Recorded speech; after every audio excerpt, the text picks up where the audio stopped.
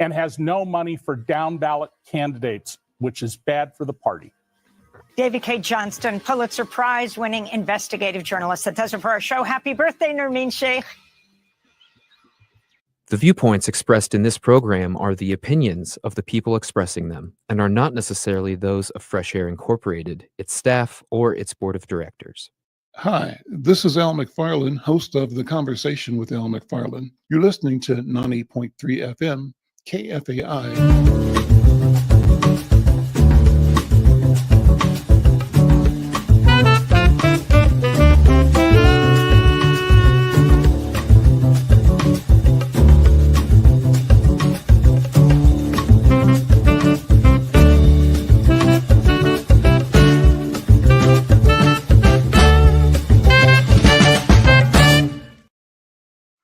I'm Al McFarlane. Welcome to The Conversation with Al McFarlane. Glad to be here and glad to have you along. As always, kudos to the mighty KFAI. What a wonderful and powerful station, a great voice for the community. We're pleased and proud to be part of the KFAI family, and we're pleased to bring this program beyond the broadcast range to the almost infinite range of the internet. You can be checking us out at kfai.org anywhere around the world. You also can connect with this program on the several digital platforms that we are streaming to, including Insight News at YouTube, Black Press USA at YouTube. We're on Facebook, we're on X, formerly Twitter, and we are on LinkedIn.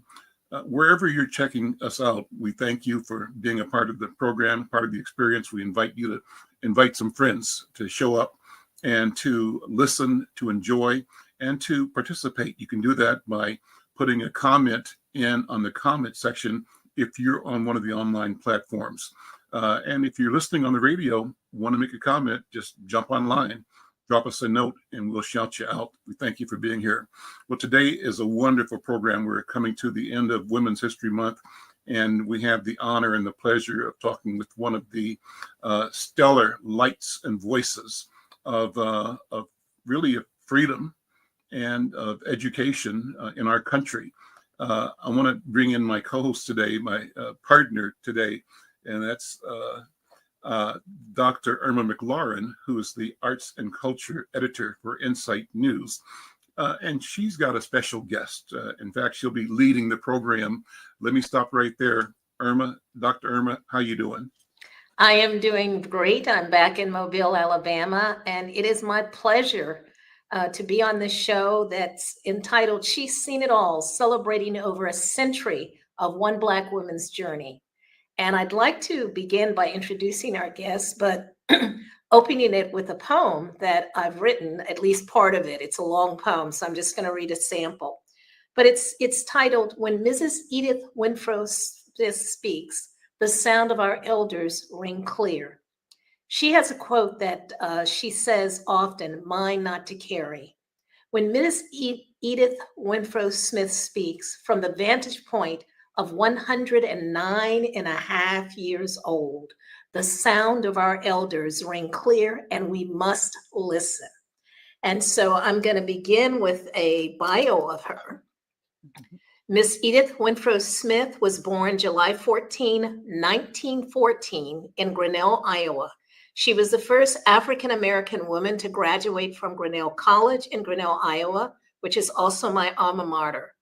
The granddaughter of slaves, Edith, at age 108, was designated, quote, a super ager, end quote, in a study by Northwestern University for her remarkable memory and longevity.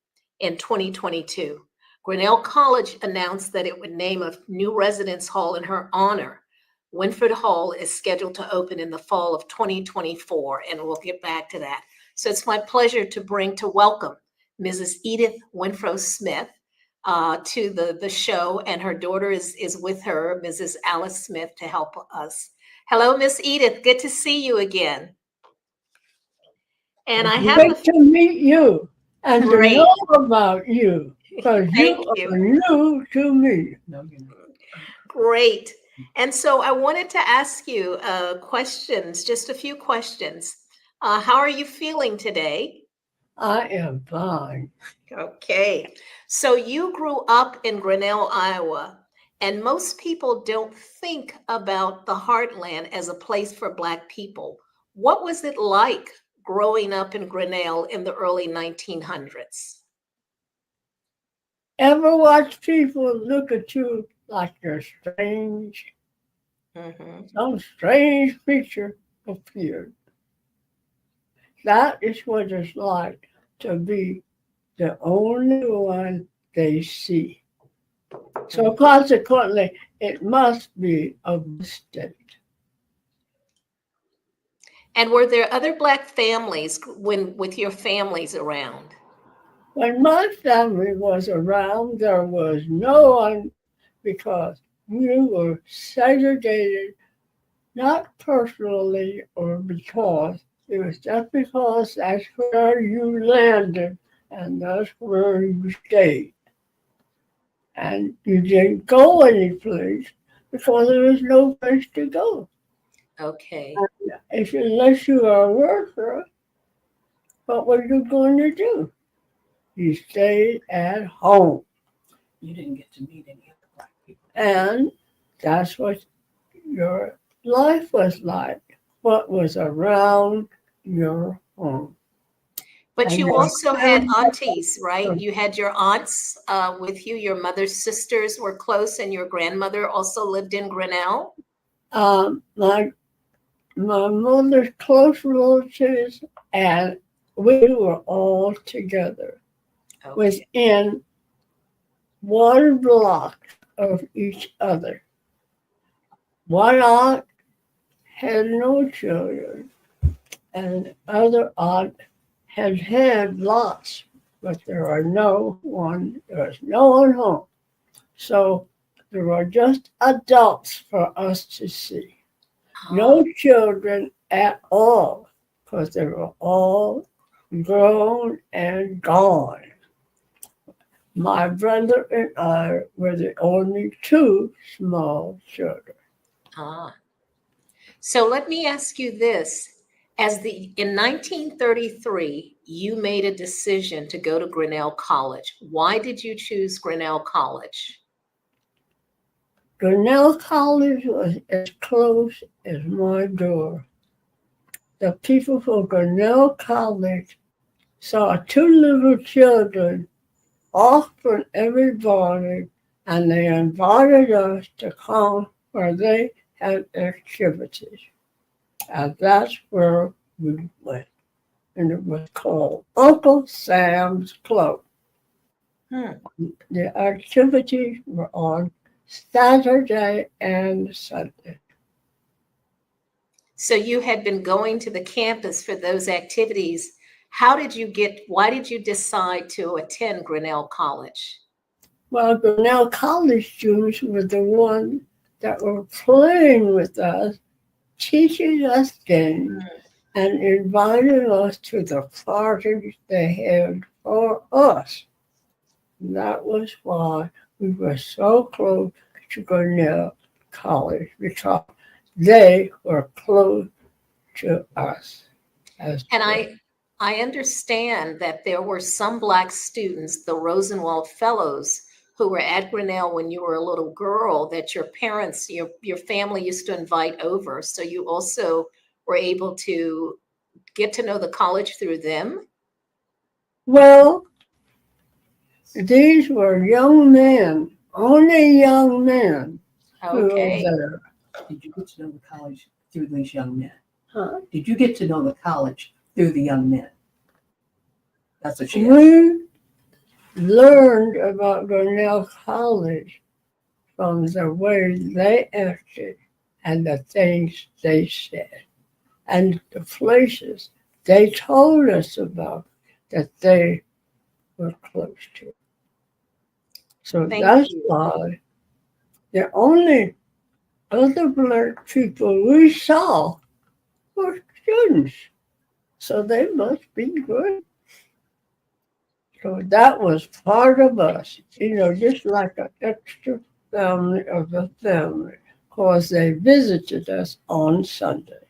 Okay, so your family had them over for dinner and things on Sundays. So you got to know about the college and their experience as well.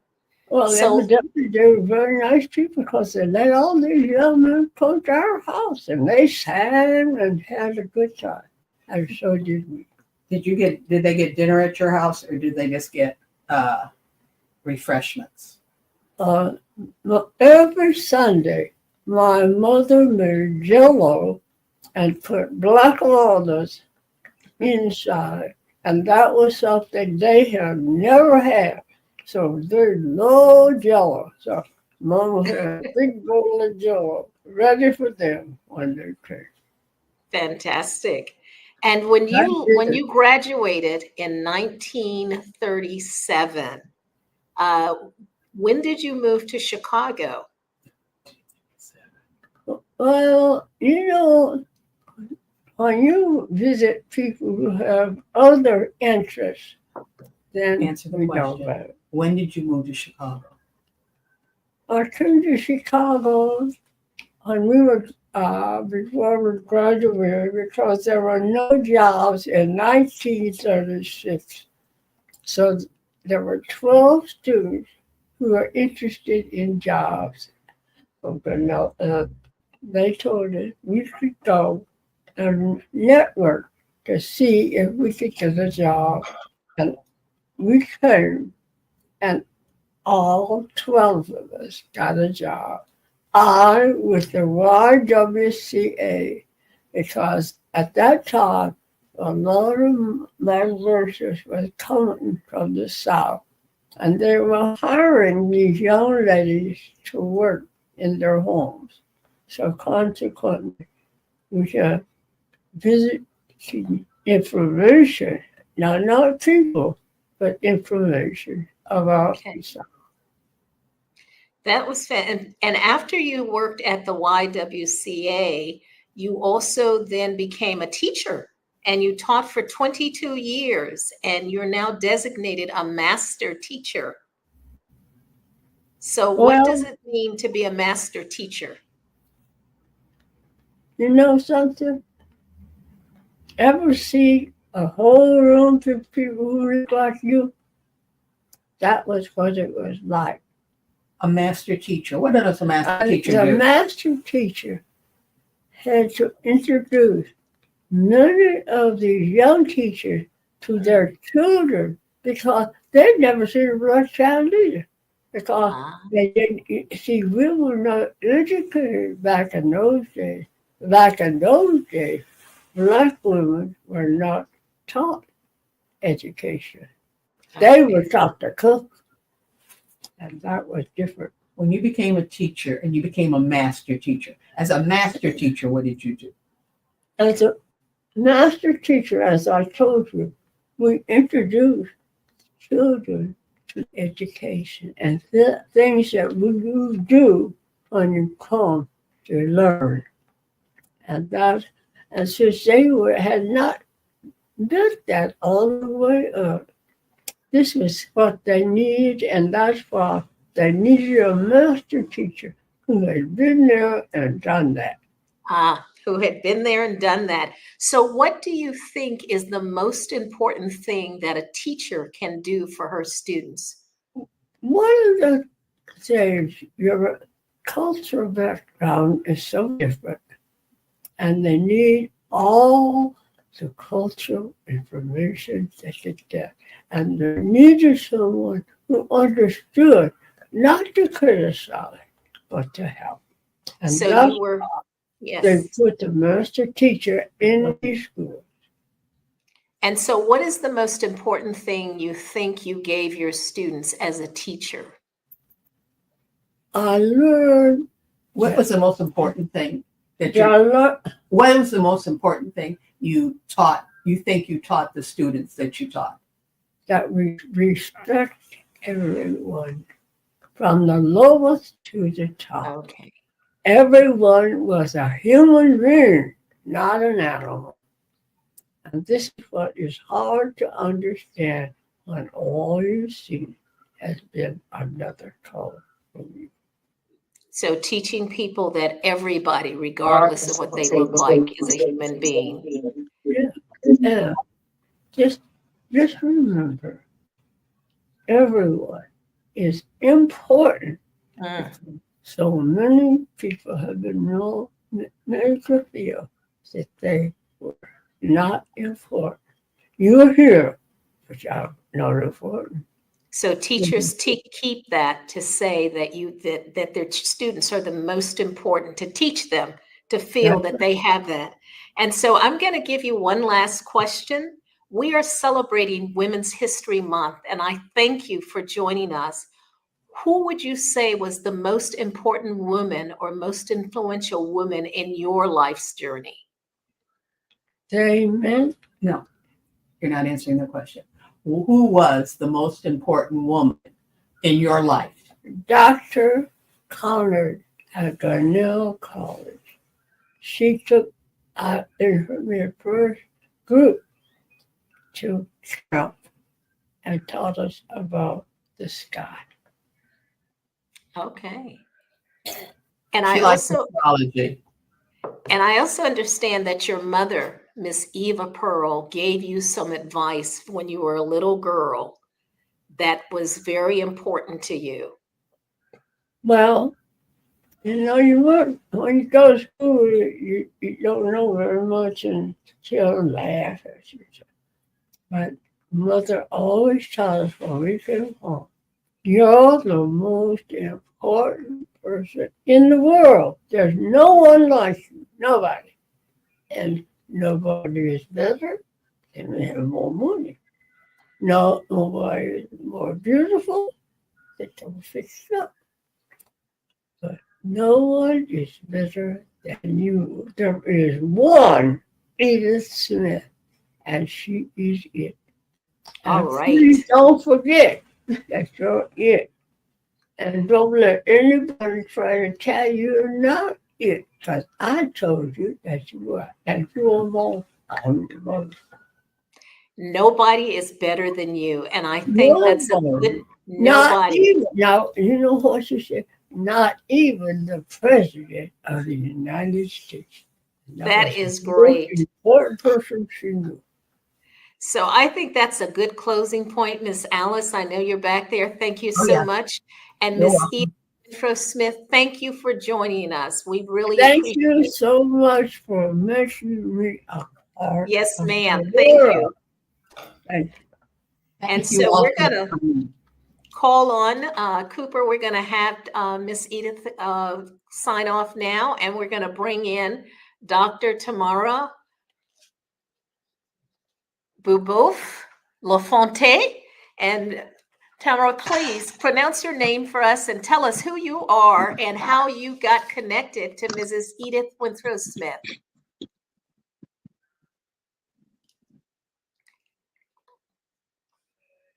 And I think you're on mute. Can you hear us? Yes.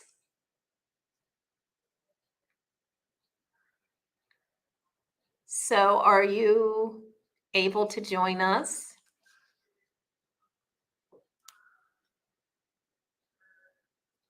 Okay.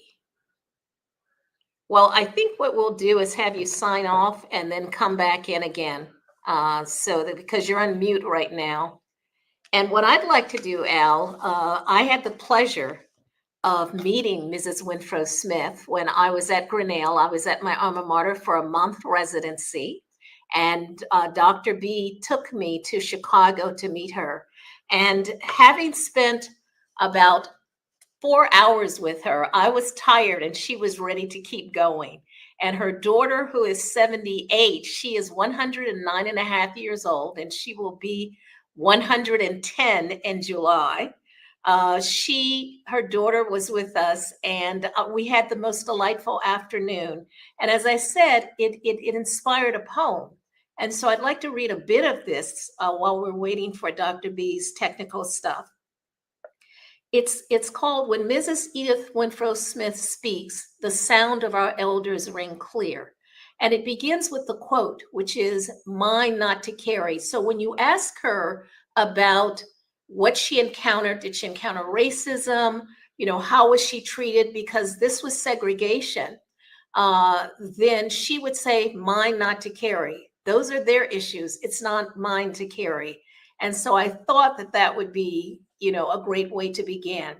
So when Mrs. Edith Renfrow Smith speaks from the vantage point of 109 years old, the sound of our elders ring clear and we must listen.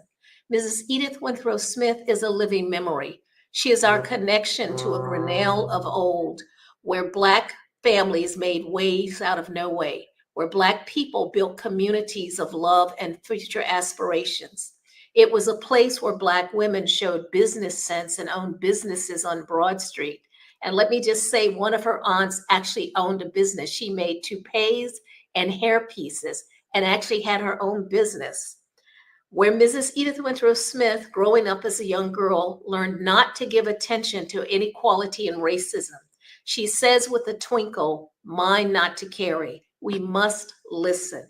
In the heartland of Iowa and the town of Grinnell, while she and other family members may have served prominent white people, including then Grinnell College President Nolan, they were not servants in their own minds, in their own hearts, in their own futures. So I'm going to stop there because I think we've got Dr. Tamara back with us. And thank you so much. I'm happy to be here. Yes, we got you. So please give us the pronunciation of your full name and a bit about your background, what you do, and how you met Mrs. Edith. Okay, well, good morning, everybody. My name is Dr. Tamara Bulberth, and I am the Louise R. Noun Chair in Gender, Women's, and Sexuality Studies at Dr. Irma's alma mater, Grinnell College. I met Mrs. Edith Renfrow Smith in summer of 2021, so that's about 3 years ago. But I came to Grinnell College in fall of 2019. And I mention that because that was just 3 months after Mrs. Renfrow Smith had been awarded an honorary doctorate from her alma mater.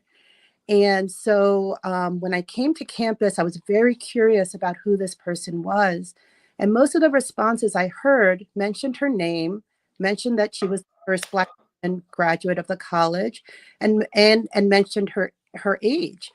But there wasn't much more to that. And I felt that was a very thin summary of a life and a person. And I should also say that part of my scholarship has to do with the history of Black women in higher education. And I was completing a book on the first African-American professionally trained student affairs administrator, Dean Lucy Diggs Slow. And she was another first who often did not have a lot of attention given to what she had done.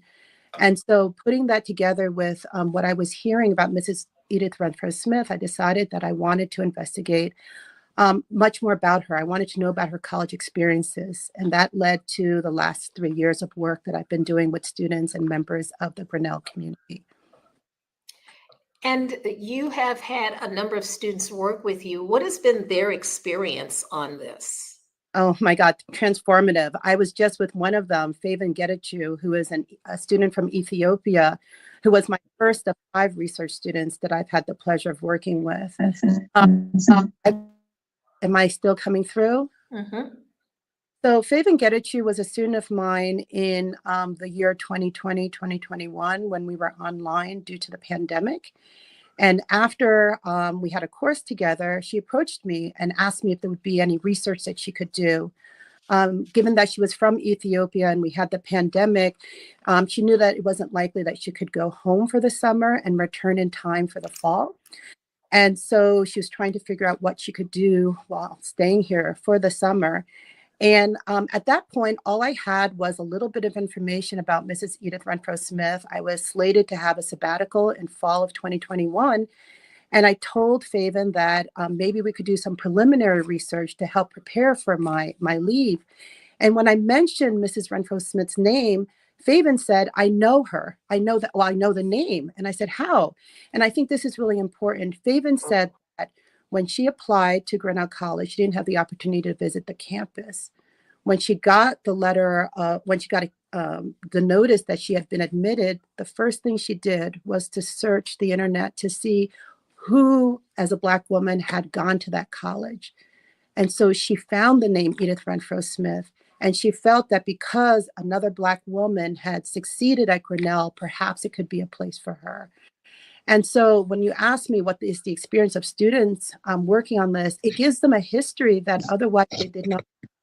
It gives me of how I'm a Black woman in her 50s, but I'm still an institution. And to know and to have sort of learned from Mrs. Renfrow Smith, it's very clear to me that my place here was made possible by her presence here 90 years ago. And so it's been transformative for students to know that they are walking in a legacy, and Yes. that part of what they're doing here is building on a legacy rather than starting a legacy. So it's been huge for the students who've worked with me, and I think very important for students who have learned about Mrs. Renfrow Smith and her experiences at Grinnell College. Well, you were kind enough and gracious enough to bring her with me, to take me with you to visit her, and we had a lovely weekend in Chicago, a chance for us to get to know each other. Which, by the way, we had met previously at a conference just before you took the position in 2019, and then come full circle for us to connect again at my alma mater. And so after leaving that conversation for about 4 hours, I was inspired to write a poem. And I just want to read a little bit of that before we move on. It says, meeting her in 2024 has lifted me up, made me realize that I can partake as a Black alumna, class of 1973, in the Grinnell College legacy. It is mine to claim now that I know, people like Mrs. Edith Renfrow Smith came before me, and that Black families once thrived in the town of Grinnell. Her legacy of belonging in Iowa is now mine to claim. Mrs. Edith Renfrow Smith has become an anchor, my anchor of Black pride and resilience. Her message, not mine to carry, is an inspiration for me, for Black Grinnell students and Black Grinnell alum today and tomorrow. Her story lets us know whether we stand as one or many, we have every right to be in this place called Grinnell College. We belong here if we have the courage to believe that it is our legacy to claim. She is also a touchstone for all Grinnellians to feel they belong. And so, as you know, I've been working on this poem for like about 4 or 5 weeks now. It's gone through many iterations, but I think at the center of it is something that she said. Her mother taught her early on that it didn't matter how much money people had or how beautiful, on the surface they were, that there was nobody who was better than her. And that she has carried that sense with her as a person, as a teacher, clearly teaching her children to respect everyone. These have all been points of it. What is the most important or significant things that you have learned from doing this research and getting to know her, visiting her? How deep her roots are in this town and in the state. I mean, she's a second generation Black Iowan. And so when you talk about belonging, I think part of what she represents for people is that, yes, we've been here. We've been everywhere, but we've been here too. And so when she speaks about Grinnell College as her alma mater and Grinnell as her hometown, she means it very, very deeply. I mean, her people, her mother and her aunts and their families and her grandparents, who were both born into slavery, they were here as early as the 1880s. All right, so you see this picture of her mom from 1900. I mean, she grew up here as a teenager. This was home for her for almost 70 years. And so I think one of the things that I've gotten here is the importance of knowing where you come from and knowing where you belong and not letting anyone tell you that you're an interloper or that there's not space for you. Another thing I will say is that she's really emphasized for me the importance of oral traditions. And I think that's very strong in Black communities. I think often we are told that what's oral is not true, that people are elaborating, telling tall tales. From Mrs. Renfrow Smith, she is her family's history keeper. This is a role that she inherited from her mother, who inherited that from her mother. So it's 3 generations deep. This oral tradition is detailed, it is accurate, it is consistent. And I think what I also learned from Mrs. Renfrow Smith is the importance of how we hand down, how we share evidence that we've been here.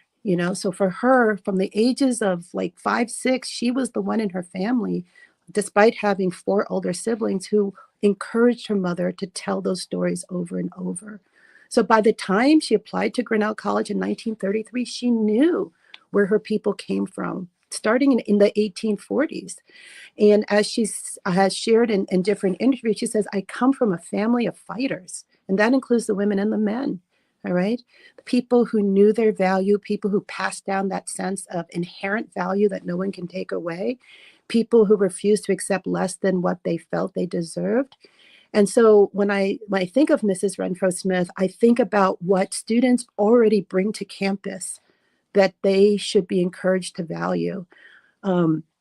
Yes, it's important that they're at an institution where there are opportunities, but what got them there? And often they have deep reserves of what sociologists would call aspirational capital. So even in your family went to college, who was whispering in your ear, you can make this? Who, as my student, Faven Getachew, my first student who worked with me on this research, her mother, she's first generation college, soon to be graduate at the end of this semester. Her mother does not speak English. Her mother did not go far in her own schooling. Her mother has been essential to her success. Her mother would sit up with her when she was doing her homework in high school. Her mother would tell her, you are as good as anybody else. And so I think from spending time with Mrs. Renfrow Smith, it makes me think about all those mothers and other people who encourage our dreaming to happen. And to me, that is essential. Knowing that there are people who see the biggest version of you and who contribute whatever they can to helping you feel comfortable in that sense of self. So that's how I would answer your question. And I think what's important is not so much, I know that her daughter suggested that we not ask her about the famous people she knew, but there is one, which is, and you can tell us the story, is that another alumni of Grinnell, which has a great number like me and other people like Robert Noyce, who invented the Intel circuit chip, Chekhov, who played in Star Trek, and then Irma McLaurin, but Mrs. Edith Renfrow Smith, is that we also have Herbie Hancock, who is a Grinnell alum. So tell us about how she and Herbie Hancock connect. Well, 1960, he's an alum, right? Yes, he is. His parents and Mrs. Renfrow Smith and her husband were very, very close friends. All right. And Mrs. Renfrow Smith has 2 daughters. Her elder daughter, unfortunately, is deceased, but she was a playmate of Herbie. Renfrow Smith literally has known him all his life. And I think he's 82 or 83. She remembers him as a toddler. She remembers him looking out through his apartment window at their apartment window where her older daughter would stand. And so, yes, and so this is something, Mrs. Renfrow Smith is fiercely proud of being a Grinnellian twice over, both as a little town, as well as a graduate of the college. The moment that she went to Chicago, she would tell Black people about Grinnell College. And there are quite a few people who are thankful to her for having put. And I think it comes down to some of the things, Dr. Irma, that you mentioned in your fabulous poem. She said, this can be your anchor. She said, you belong there. It's a school that you should have access to. And so Herbie Hancock is one of those other people who remember seeing her and always as having a regal bearing. And I don't know if you when you look at pictures of her, you had a picture of her when she graduated with her teacher's license in 1954, you see how she stands. And she says, nobody in her family, including those grandparents who were enslaved, She says, we don't come from like a bent over generation, or we are not bent over people. We are people who stand straight. And that presence, you know, and her moving through the world as somebody very centered in her own being, that's very attractive. And I think very persuasive to people when they are asking, what can I become? And she says, you can go to Grinnell College because it's a place where you can learn and where you should already feel you belong, because I was there. And if I can mention one other thing, we have a fabulous dean of the college, Dr. Veranda Montgomery, who's a biochemist, and who has this fabulous book called Lessons from Plants. And she's thinking about and researching what she calls pioneer plants. These are those flowers in the concrete, those plants that grow in places where they have no supports. And one thing that she has shown through her research is that those pioneer plants are always thinking about succession. They're thinking about what comes after them. They want more of them to be there. And those pioneer plants actually change the chemistry of the ground in which they have found a way to make a way. And so, you know, I also think that we think about African Americans who have followed in Mrs. Renfrow's path, they are engaging a space that has been changed because she walked this space. And when I say walk this space, I mean it literally, because her house is a mile away. She lived at home to save money. She worked 2 jobs, and she would walk, you know, that distance, those 6 blocks from home to campus and back every day. And there's something really important about knowing that people who follow in a groundbreaker's path are able to exist in that space because it is no longer as resistant as it once was. And so that's something that I also hope gets conveyed. You know, when we can say people went there because she was here, it is literally because this space had to change a bit to have this woman be here, and that her success is something that belongs to all of us who come after her. It's what we built. I think that's important because one of the things, as I said, I just spent a month at Grinnell in residency, working on what I call the Black Feminist Archive Initiative at Grinnell to excavate the Black experience in the Grinnell archive. So I had 8 students, and you were, of course, one of the faculty who sat in on the course. And what we were doing was trying to find all the materials because they're scattered. And I have been giving material to Grinnell Archive since 1971, when they had my first book of poetry that was published called Black Chicago. And of course, I'm from Chicago as well. So for me, I think what was most significant is that meeting Mrs. Renfrow Smith made me feel like I had a right to be at Grinnell, that I could claim it as my own. Because when I was a student there from 69 to 73, and I took a year off to go to India, but 69 to 71 and then 72 to 73, we used to joke and say there are no Indigenous Black people in Grinnell. Now we know that is not true. There were actually Black families, more than one, as you have noted. She used to say 3 sisters in 3 blocks. Her mother and her 2 sisters lived within 3 blocks of each other, and then her grandmother. And so there was this constellation of Black people. And I think you've told me there's still Black farmers. Her great uncle was the first Black landowner in Poweshiek County, which is the county in which Grinnell. So in that whole area, there was a Black man who had been formerly enslaved, who worked in the gold mines of California, stopped in Kansas, and in Kansas was suggested by someone that he go to Iowa, and he did, and he used that money to free his own family. And so there's a history there that's just now being uncovered. And I think that my experience as a Black student in the late 60s, early 70s might have even been different had I known that there were Black folks, you know, in that space. And now that I know it, I'm just ecstatic, right, about this. As I said, it's given rise to this sort of long epic poem that she has inspired me to write that basically says, we are linked together, as you have indicated, and that in some way she has become that kind of a plant Mm-hmm. that has she sort of laid the groundwork, as well as some of those other Rosenwald scholars who are now just discovering. And as we pull this Black history together into one sort of collection, we're now seeing that there's a power and a synergy there that when it's scattered, we don't get to understand. But when we bring it all together under one roof, like I'm doing in my Black Feminist Archive, that we will do at the Black Experience at Grinnell, then we begin to understand how powerful and how connected our histories are. Yeah. Yeah. And so I know that you're working on an article, Al. We're editing it, and you should get it shortly, so it should be in next week's paper. Tell us a bit about what you want to highlight in that.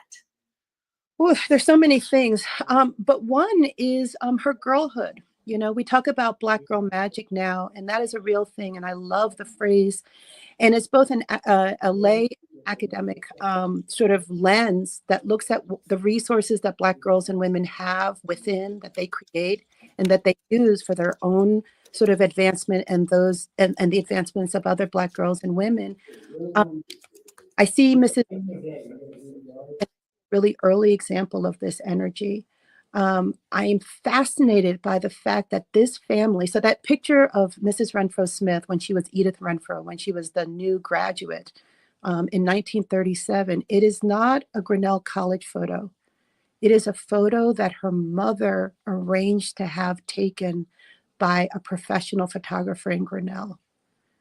All right. This photo exists among about 150 that the Renfrow Smiths have shared with us. Out of how many, I'm not sure, but 150. And out of that 150, about 7 show Edith Renfrow as a girl. The first photo, she's 1 year of age. It's from 1915. And we have these 7 that go up until 1937.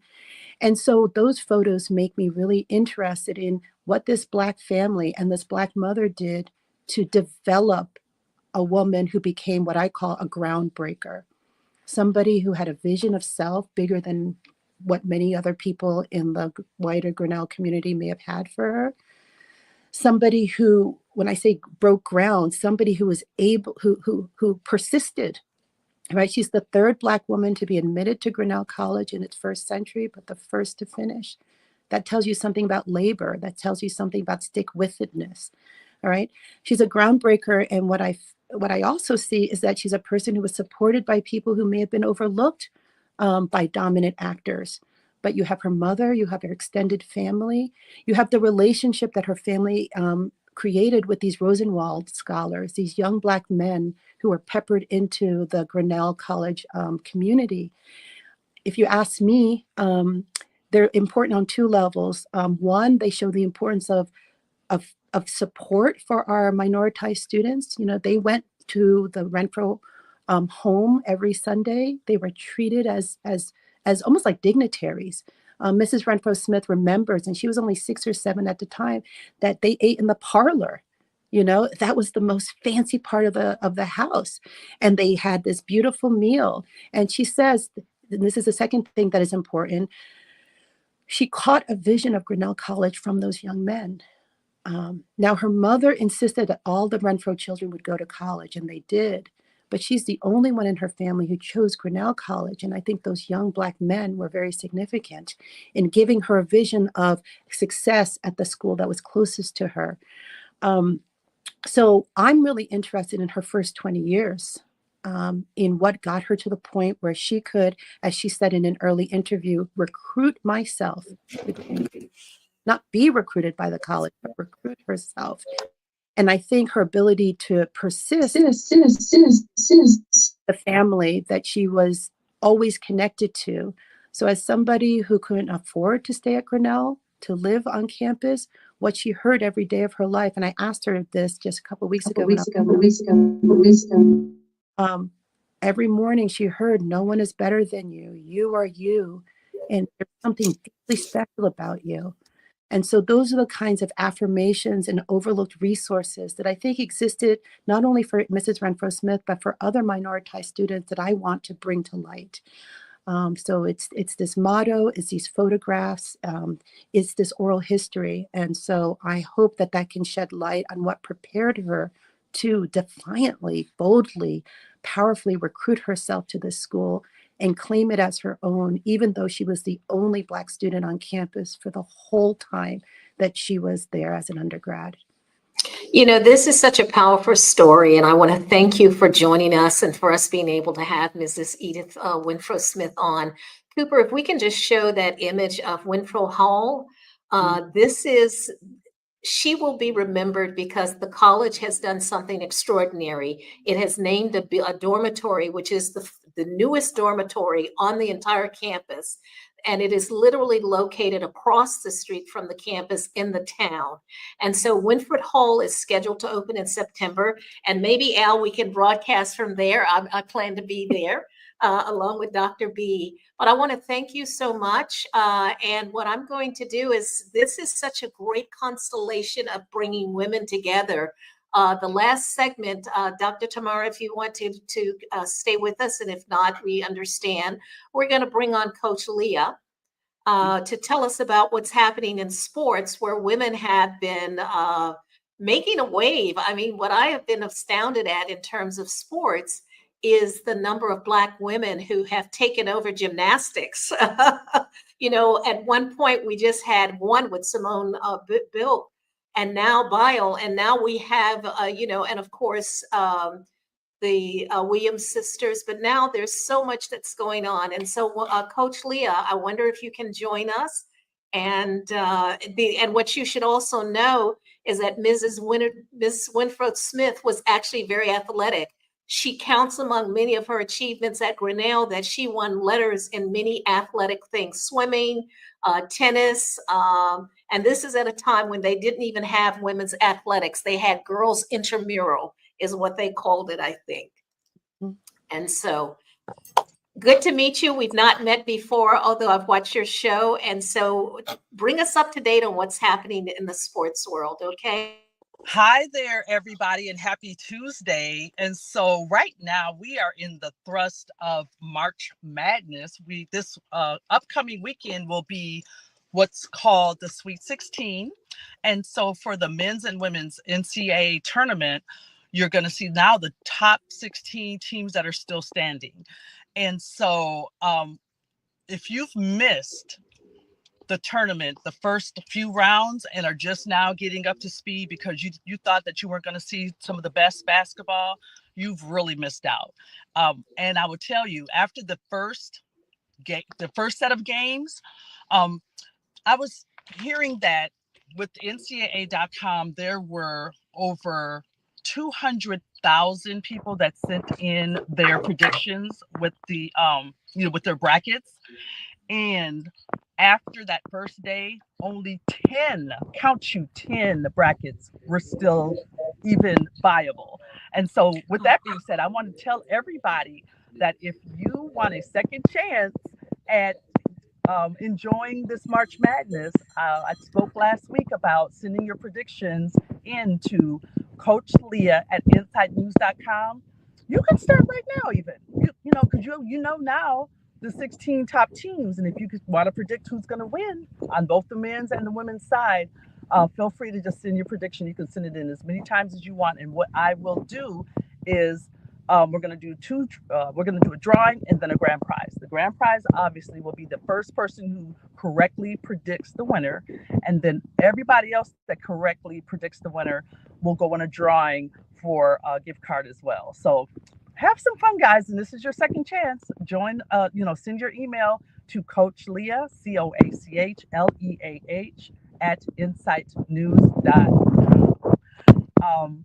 So speaking of the March Madness and the Women's Final Four, we have our own Wellness, Wealth, and Winning Conference that we hold each year alongside the Women's Final Four. And when I say we, I have a business partner and co-founder of Tall Girls United, Sylvia Crawley-Spann, who I think is going to be joining us. Let's see. I don't see her yet, but I was hoping that she would be able to join us today to talk about our conference.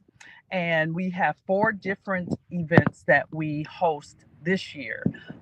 And the first is on Thursday night. We do a what we call the welcome reception, which coaches from around the country that converge on the Women's Final Four for the Women's Basketball Coaches Association Conference.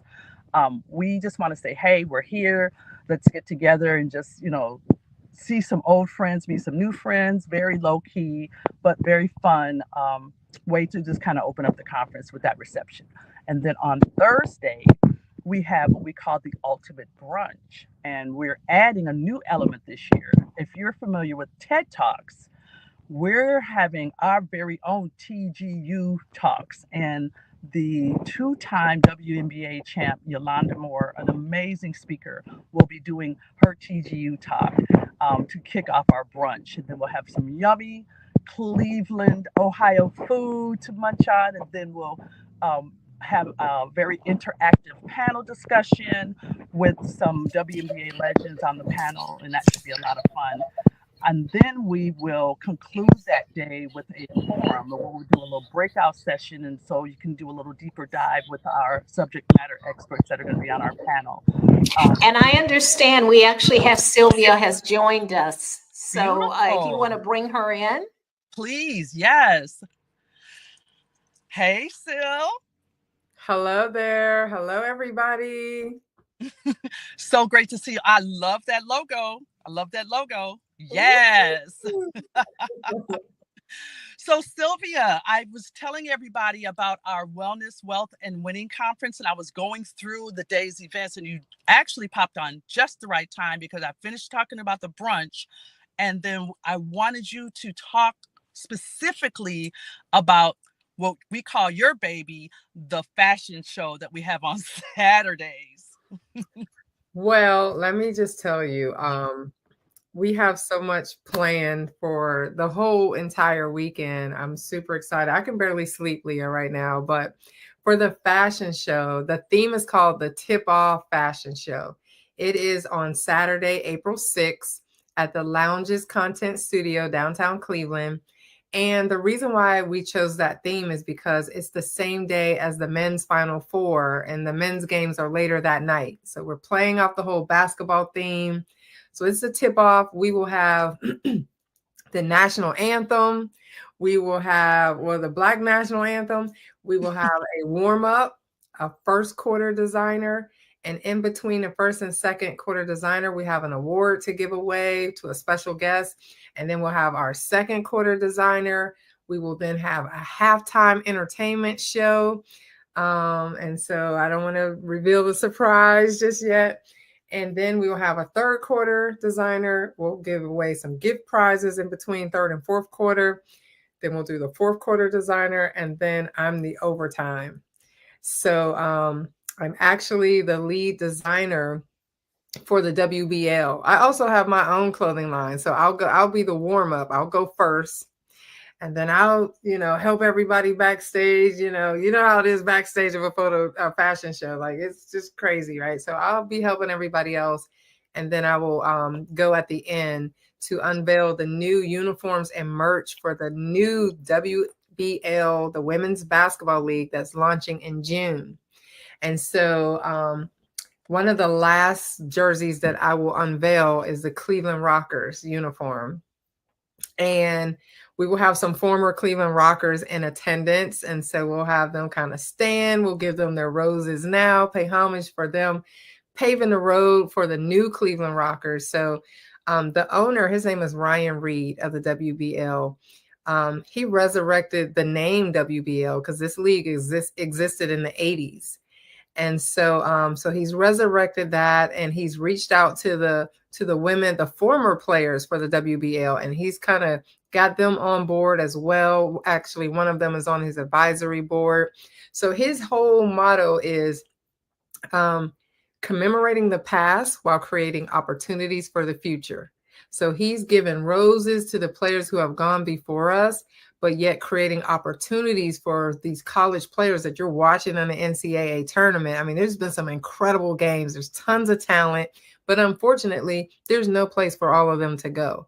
You know, the league has one expansion team this year with the Golden Warriors. I think they're going to have a women's franchise this year. But other than that, there really aren't any, you know, too many expansion teams. So usually the players who get drafted, more than half of them get cut. And so now when they get cut, they have some place to go. He's also going to reserve some spots for HBCU students and so student athletes. So now going pro is a dream that can come true for them as well. And so we're super excited about that. I'm super excited to unveil the uniforms and the merch. I'm happy that I got to design it. That's kind of my jam. I love to design all day, every day. So, and of course, I'm not just going to bring out some uniforms. That's too much like normal. So because his theme is commemorating the past while creating opportunities for the future, I'm going to mix the new and the old. So we've got new and improved uniforms of some teams that previously existed, like the Detroit Shock, Cleveland Rockers. Those are teams that already existed in the WNBA and they folded. And now he's resurrected those teams. So we're mixing the new and the old because he's creating new opportunities for the future players. And so I'm going to take uniforms, but I'm going to what I call Bridgerton, the uniforms. So they're going to have big skirts and tutus up underneath. And, you know, they're just going to be flowing and nice and big. And then when they get to the end of the runway, they'll rip them off and they'll have uniforms and jersey dresses and athletic gear up under the big old Belle Grand skirts with corsets, and we're going to tie them in the back, and, you know, and so we've got the music to reflect that. Like the music starts with violins playing nice and soft, and then the music kind of scratches and flips to a hip hop song that's very popular that everybody will want to sing along to. So, so we're very excited. We have tons of sponsorship for this, which I mean, the sponsorship has been pouring in the last hour. We've been working on this for like 6 months, Leah and I, but in the last maybe 2 weeks, the sponsorship dollars are pouring in. We need, you know, all the help that we can get. We're a 501c3. Our main mission, and I wasn't here for the first part that Leah talked about, but our main mission is to mentor young girls who are like I was 6 feet in the 6th grade with a size 12 men's shoe. So I was the only 12th grader in my city that looked like me. And I often looked in magazines. I watched a lot of television. I was looking for another little girl am I the only 6 feet, sixth grader in the world, you know? And so we don't want little girls to navigate through that by themselves. We don't want them worrying about if the boys are going to ask them to the prom, if they have to like down pictures, you know? So we just want to whisper in their ear and say, hey, young queen, you are fearfully and wonderfully made. Stand tall. Being tall is that's your secret sauce, and God just supersized it. So that's our mission, is to help young girls navigate through that. And so our conference is one of the ways that we fund it. And we actually get a chance to do that at the brunch that Leah talked about. We get to mentor young girls and boys, actually. So and that's great. You've given us a lot to I would say chew on, literally, because you're going to have a tea. And I understand the tallness because my niece played for the Lady Gophers and she was 6'7". So I understand what it's like to have someone. My sister's over 6 feet. I'm the shorty in the family, and so I understand. You must be talking about one of my diamonds, Kim Bell. Yes, that's my niece. Yes. Yes. And also a Washburn alum. We both graduated from Washburn, but she was fantastic. And I'm so proud of her. She has the life that she lives now in service to others. To my understanding, she's working either still in law enforcement or juvenile. No, she's actually going back to get her master's. She wants to do more development. So that's a good point. We've got about 60 seconds left, and I wanted to loop Miss Tamara back in. I want to thank you both, Coach Leah and Miss Sylvia, for sharing with us what's going on. And Miss Tamara, what would be the final words you'd want to have us to say about Miss Edith Renfrow Smith, who also was an athlete, in her own time? What's the takeaway? I think the takeaway is that we need to know this history and tell this history when we learn it. You know, I am so drawn to the weight of thinking that you're the one and only when it's not true. And I love this work that you're both doing, celebrating the current, the moment, but then also revealing the past. And I think of the word remembering, like re-membering, is putting it back together when it's been pulled apart. And when we remember, we are whole. And there's glory in knowing who else has known your path, who else has known your path. And thank you so much. I have to wrap it up. We've kind of run out of time, but this has been a great show. I mean, we've had someone from today and then someone who has spanned 109.5 years. I mean, how much better could it be to end Women's History Month on the conversation with Al McFarlane than this? Thank you, everyone. We much appreciate your presence and your contributions. Thank you, Dr. B. We much appreciate it. Thank you, Miss Edith and Miss Alice, if you're both still on the line. Enough respect is all I have to say. And so this has been the conversation with Al McFarlane. Be sure to contact us or to watch us on Insight News MN or Black Press USA and subscribe. We need your support as well. Thank you.